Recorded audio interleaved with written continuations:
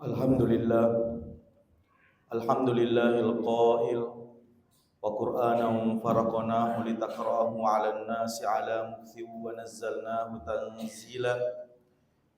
Ashhadu an la ilaha illallah al-malikul haqqul mubin wa ashhadu anna Muhammadan 'abduhu wa rasuluh shadiqul wa'dil amin.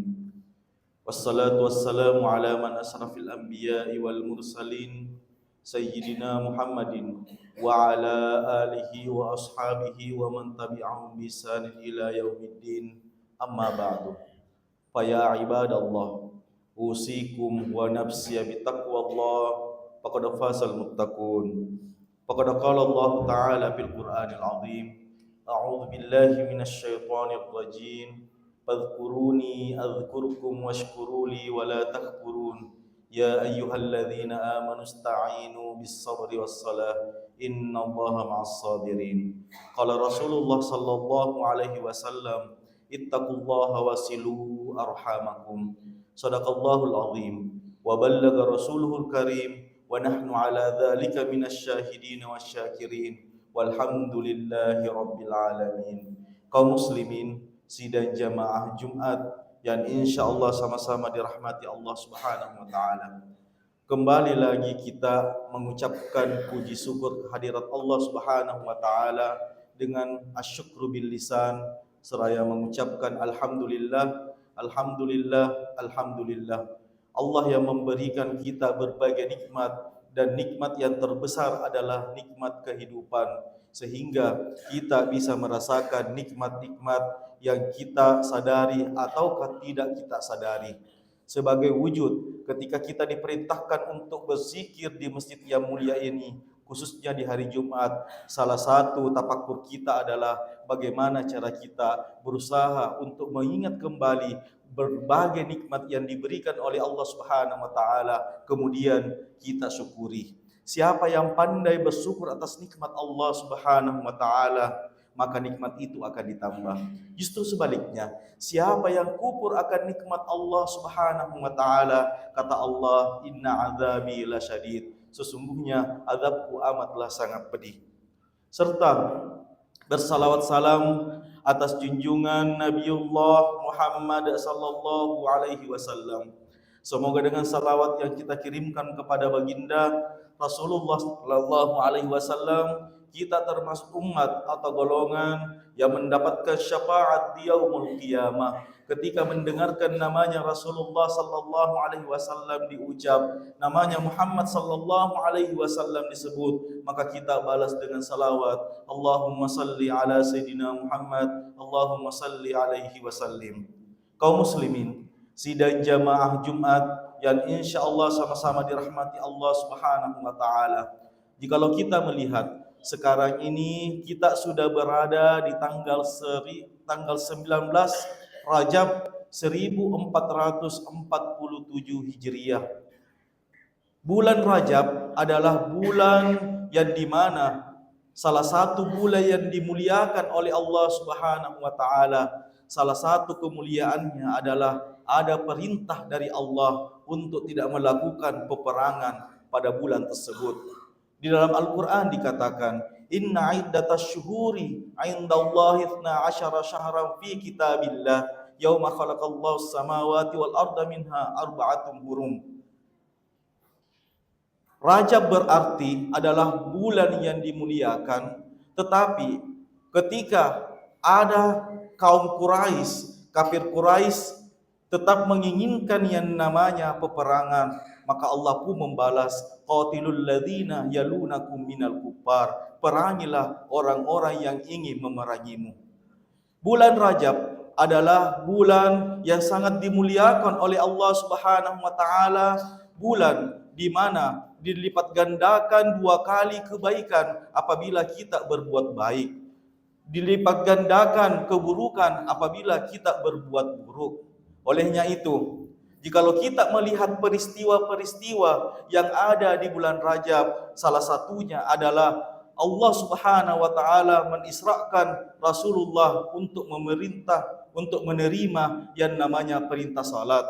Kalau kita memperhatikan di surah Al-Isra dari ayat 1 sampai ayat 3, di sini Allah memperlihatkan kekuasaannya, sebagian kekuasaannya yang kecil tentang memperjalankan 3 hamba Allah Subhanahu wa taala yang melalui darat, melalui laut dan melalui udara. Kalau kita melalui udara, biasanya kita memakai pesawat terbang. Jikalau kita melalui darat, biasanya kita memakai roda 2 atau roda 4. Jikalau kita menginginkan yang namanya laut, berarti kita biasanya memakai yang namanya perahu. Tetapi Allah memperlihatkan kekuasaannya ketika Rasulullah sallallahu alaihi wasallam dipanggil untuk menerima perintah salat. Kita ketahui bahwa pada malam hari itu Rasulullah berangkat dari kota Mekah menuju ke Masjid Palestina, kemudian diberangkatkan ke Masjid Palestina, naik ke Baitul Ma'mur untuk bertemu dengan Allah Subhanahu wa taala. Perjalanan tersebut adalah perjalanan yang bukan sedikit waktunya, tetapi Allah memperlihatkan kekuasaannya. Dalam sekejap saja Rasulullah sudah sampai di bumi dengan perintah Allah Subhanahu wa taala.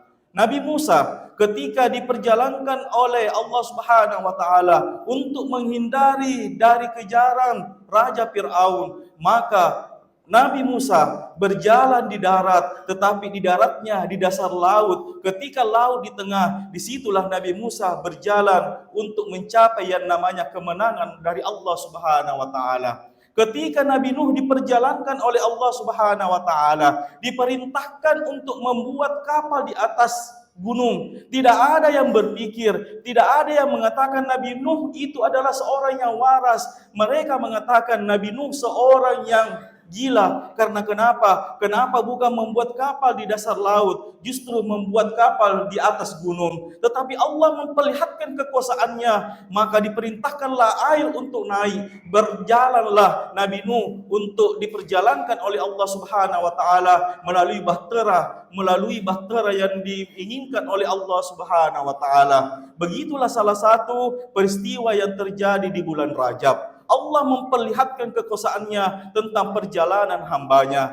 Tetapi jikalau kita memperhatikan apa amalan-amalan yang kita kerjakan di bulan Rajab, Sesungguhnya para ulama kita tidak ada yang mengatakan kekhususan, tetapi menganjurkan. Tidak seperti di bulan suci Ramadan, berpuasa di bulan suci Ramadan. Tidak seperti di bulan haji, naik haji atau berangkat haji, melaksanakan yang namanya haji. Tidak seperti di bulan Muharram, perintah untuk banyak-banyak melaksanakan puasa sunnah. Tetapi di bulan Rajab, ulama kita mengatakan yang pertama, banyak-banyaklah kita beristighfar kepada Allah Subhanahu wa taala, karena kita tidak tahu bagaimana cara kita berbuat dosa, apakah halus atau dengan kasar, bagaimana kita berbuat maksiat kepada Allah Subhanahu wa taala. Tetapi untuk menutupi kesalahan dan dosa kita, banyak-banyaklah beristighfar kepada Allah Subhanahu wa taala. Bukankah ini adalah bulan yang dimuliakan? Siapa yang berusaha untuk bertobat, maka Allah akan memberinya hidayah kepada kita semua. Dan yang kedua adalah tentunya banyak-banyak bersalawat kepada Rasulullah sallallahu alaihi wasallam. Tidak ada ruginya kita banyak-banyak bersalawat kepada Rasulullah sallallahu alaihi wasallam. Inna Allah wa malaikatahu yusalluna 'alan nabi. Bahkan Allah saja bersalawat kepada nabinya, malaikat bersalawat kepada Rasulullah, alam bersalawat kepada Rasulullah, apalagi manusia. Ketika Allah Subhanahu wa taala bersalawat kepada Rasulullah, berarti Allah memberikan rahmatnya kepada seluruh alam ini. Ketika malaikat bersalawat kepada Rasulullah, berarti memintakan ampun terhadap siapa yang bersalawat kepada manusia. Siapa yang bersalawat kepada Rasulullah, memintakan ampun supaya manusia tersebut, umat Muhammad Rasulullah sallallahu alaihi wasallam, diberikan yang namanya ampunan. Inilah yang membedakan kita dengan umat-umat sebelumnya, sehingga Nabi Musa sangat cemburu dengan umatnya Rasulullah, karena umatnya Rasulullah memiliki banyak keistimewaan. Salah satu keistimewaannya adalah ketika bersalawat kepada Rasulullah, Allah memberikan rahmat, malaikat memintakan ampun. Bagaimana jikalau manusia bersalawat kepada Rasulullah sallallahu alaihi wasallam? Di dalam hadis qudsi dikatakan, ketika manusia bersalawat kepada Rasulullah, maka Allah memberikan 10 kebaikan dan 10 ampunan dosa-dosa kecil. Ketika manusia bersalawat kepada Rasulullah, di dalam hadis dikatakan, apabila ada umatku yang bersalawat kepadaku, baik pada aku masih hidup atau sudah meninggal, tetapi ketika aku sudah meninggal, maka Allah akan mengeringkan ruhnya ke jasadku, kemudian aku akan membalas salawat siapa yang bersalawat kepada aku. Dan yang ketiga adalah, kata ulama kita, banyak-banyaklah berbuat baik. Banyak-banyaklah kita berbuat baik. Karena kenapa? Perbuatan baik itu lakukanlah, mulailah. Biasanya kalau ulama kita mengatakan mulailah di bulan Rajab.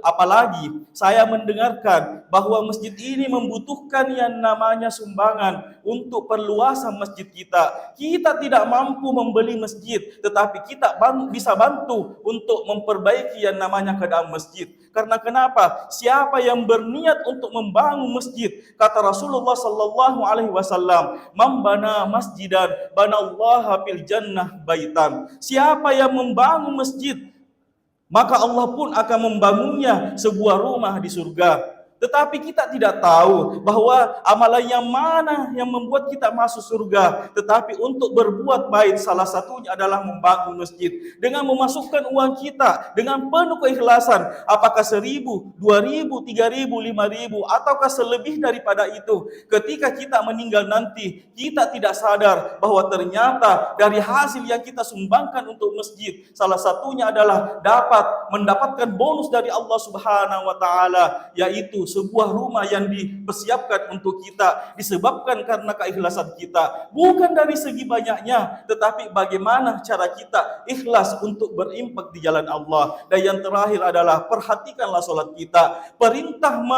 untuk mendirikan yang namanya solat di bulan Rajab, untuk memulai, untuk melihat kembali bagaimana kondisi solat kita, maka perhatikanlah solat kita. Untuk mencapai yang namanya kebahagiaan dunia akhirat, maka perhatikanlah yang namanya solat. Tidak ada kebahagiaan yang berani meninggalkan solatnya. Apakah subuh, duhur, asar, maghrib, isya. Karena siapa yang berani meninggalkan solatnya satu waktu saja, berarti umat tersebut berani menanggalkan kebahagiaannya. Barakallahu li wa lakum fil Qur'anil azim. Wa nafa'ani wa iyyakum bima fihi minal ayati wa dzikril hakim. Wa taqabbala minni wa minkum tilawatah. Innahu huwal ghafurur rahim.